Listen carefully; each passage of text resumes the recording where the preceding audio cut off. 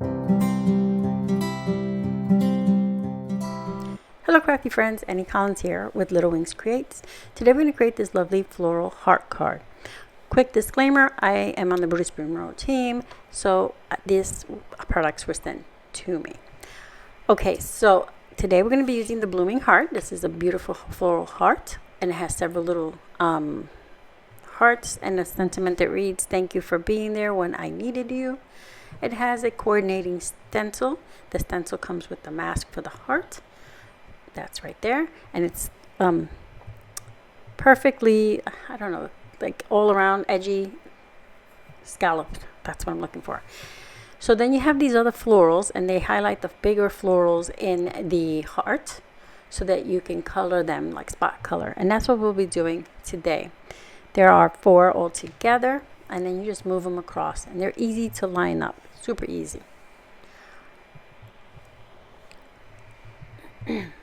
There is a coordinating die for this set. I do not have it, but it is available at the store. Okay, we'll be using some Brutus Monroe inks. We'll be using the embossing ink and the alabaster ink, as well as the alabaster embossing powder. I'm also going to bring in a variety of distress oxide inks. I'm going to bring in 2 per color family to highlight our flowers, and I'm doing this because I want the centers to be dark and then to fade out. So I have, for the purples, I have lilac and wilted violet, tattered rose and worn lipstick for the pinks, squeezed lemonade and mustard, and broken china and tumbled glass for the blues. I will have those linked in the description box below. Some blending brushes and a blending sponge to create our project. We're going to use the sponge with our pigment alabaster ink. For our papers, I have Kraft Cardstock that we're going to stamp our heart and die cut it from this, as well as our sentiment. And then I have the same colored Kraft Cardstock already cut and ready. I have a heart die and a sentiment strip for my stash that we'll be using, and then a card panel here that will create the card front of our card. Whoa, that was crazy. I will stick this card on its card base after. All right, let's jump into it. We're going to use our stencil first. Our stencil is an A2 stencil, so it matches exactly with the card panel. So I'm going to use a little Post-it tape to hold the stencil. Normally your stick and stamp mat will hold your stencil if it's bigger. I'm going to grab my pigment ink, and I'm just going to dab this on here and fill in our heart. And it will dry back some, but not a lot. And I just want a nice white heart because we're going to do white on white stamping. White on white embossing, I should say. Now, I was inspired by a card that Nicole Spire, I think that's how you pronounce her last name. Sorry, Nicole. She created a card where she put some white on craft, and then she embossed with white. And then she colored in with, inks, and it looks so pretty. So I wanted to do something similar, but she did like stamps. I'm doing a heart. So now we're going to go ahead and heat set our pigment ink because we're going to be heat embossing, and we don't want the embossing powder just to stick to everything. So I want to make sure that this ink is completely dry before I stamp with the embossing ink. So I'm just going to go quickly heat set this, and I do front and back to make sure to minimize the warping on my cardstock because we are going to stamp on this again. And then I'm also, for good measure, I'm going to grab a clean paper towel, and I'm just going to dab up any ink that might still be wet. So now I'm going to go get my stamping platform, and I've already have my stamp set in my platform. Also, I'm getting my my gosh, what is the name of this thing? The anti-static powder and brush, so that no extra ink sticks to, no embossing powder sticks to places, fray anything where I don't want it, I should say, to the back ink that I have on there. All right, so I'm going to line this up with the grid on my stick and stamp mat, which I have already in my stamping platform. And I'm going to just use the magnets because there is a little warping going on. So it's sticking, but not quite. So I'm going to go ahead and get my embossing ink. and I'm going to ink up my stamp, and I'm going to stamp this several times because I want to make sure I have a good crisp image, and I'm going to remove it from the screen. You'll see it disappear for a second, and that's because, well,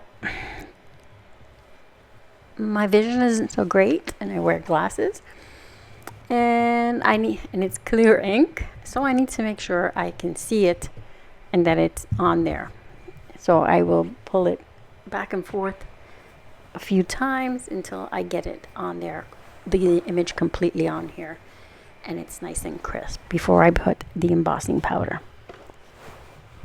So you'll see me do this, like I said, a few times until I get it exactly there. Now there's one little corner here, it wasn't quite coming out, so I had to keep inking it and pushing it down, and I don't want to smush it down because then that distorts my image. I just want to keep pressing lightly until I get it. So there we go, we have it all. Now I'm going to grab a quick piece of scrap paper so I can put the embossing powder on here, and then shake off the excess onto that scrap piece of paper. Make sure it's all on there. I have the entire image covered. Checking again up close to the old eyes. And I'm going to go ahead and put the excess powder away and close it immediately, because if not, we will have a storm of embossing powder everywhere. And with that, I still got some on my desk. Now I'm going to heat set this, and it goes from this matte white to a glossy white. And once it's completely glossy white with no matte in there, you know it's completely set. I love embossing powder. Love watching it heat set and melt. All right, once that's completely melted, we will let it cool, and we have the magic of camera here. It'll be melted, cooled, and I'm going to now die cut it. So I just pulled the die from my stash because I do not have, again, the coordinating die for this set. So I just pulled a heart shape. That's all I wanted, and a sentiment strip die.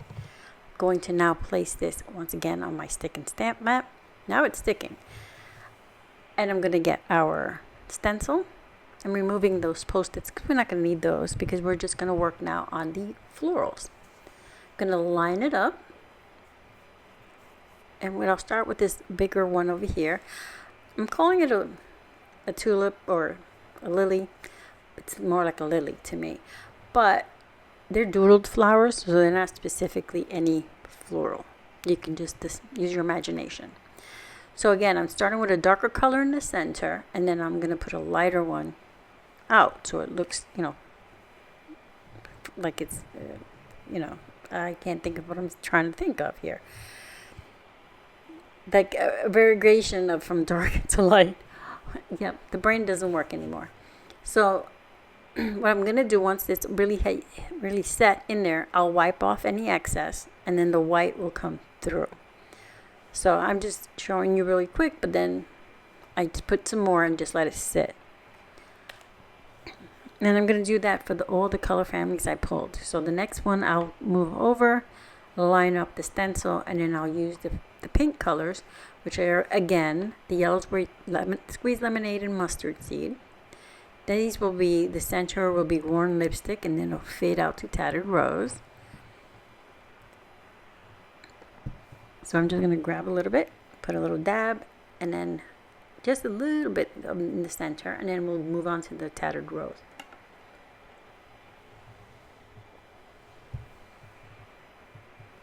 And these fade back a little bit, not a lot, but still, right now it looks really bright.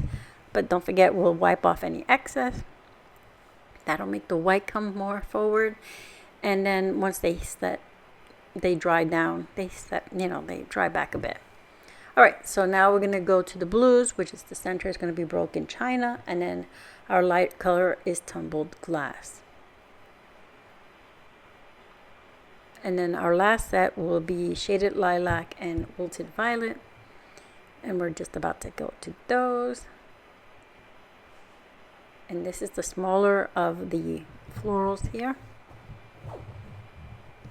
And like I said earlier, you can stamp this, do this twice, do the regular background and then stamp it again, and then just focus on those florals that we're doing right now, fussy cut those and pop them up. So now you have even more dimension on your, your heart card.